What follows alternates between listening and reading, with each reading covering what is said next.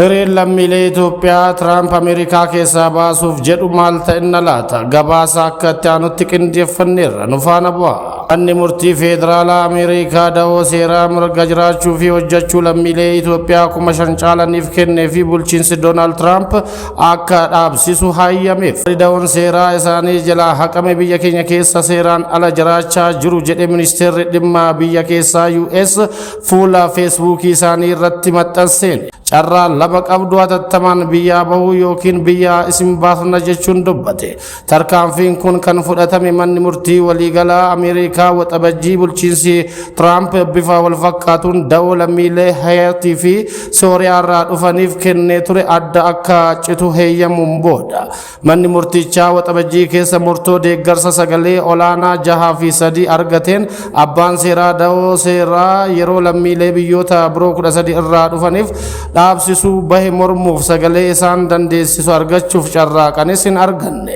Da'oon seeraa yeroo godaantonni biyyoota kanneenii dhufanii fi ulaagaa guutan sababa namoomaan biyyarraa akka hin ari'amne eegumsa kennaaf. Obbo Israa'el Gobanaa Ameerikaa Minisootaa keessatti dhaabbata tajaajila seeraa Gobanaa Law Firm and Associate jedhamu banuun waggoota 24 oliif hojjechaa turaniiru. Keessumaayyuu abbaan murtii tokko Marfi jedhamu hanga falmiin kun haga dhumaatti deemutti hojiirra akka hin oolle jedhee ture jedhan.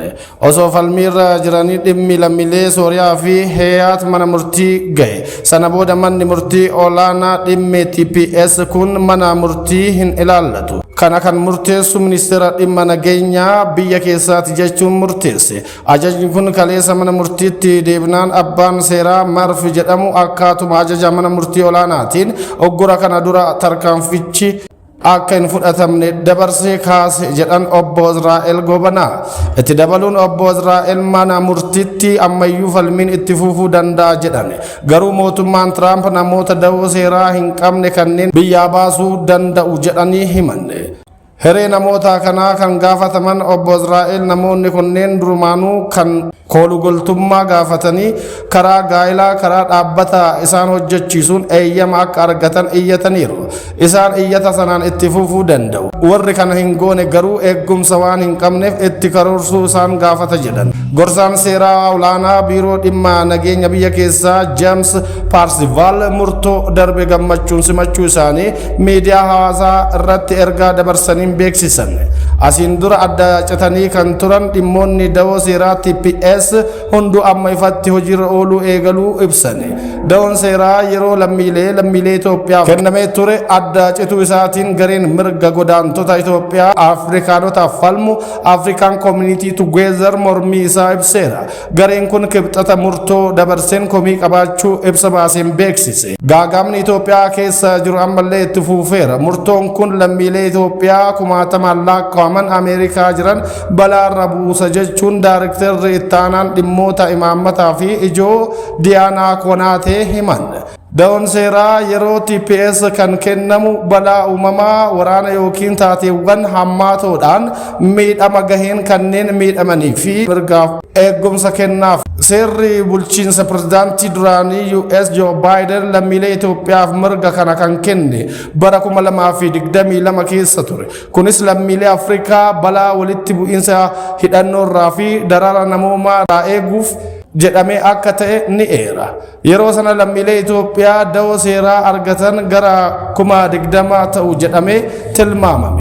Ji'a muddee keessa ministeerri dhimma biyya keessaa yeroo Kiristii Naa'omeen kan durfamu biiroon dhimma biyya keessaa haalli Itoophiyaa keessaa waan fooyya'eef lammiileen Itoophiyaa gara biyya isaanii yoo deebi'an yaaddoon jabaan waan isaan hin muudanneef da'oo seeraa kana kaasuuf beeksisee ture. Akka hojii irra hin oolle dhorkee ture. Ammayyuu waggaa 4 waraanni kaaba Itoophiyaa dhaabbate booda uummanni Tigraay miiliyoonotaan lakkaa'amu sodaa keessa jiru. TPLF fi mootummaan federaalaa ammallee wal dura dhaabbachaa jiru. tibbana walitti dhukaasuu fi haleellaan diroonii Tigraay keessatti akka mudate gabaafameera.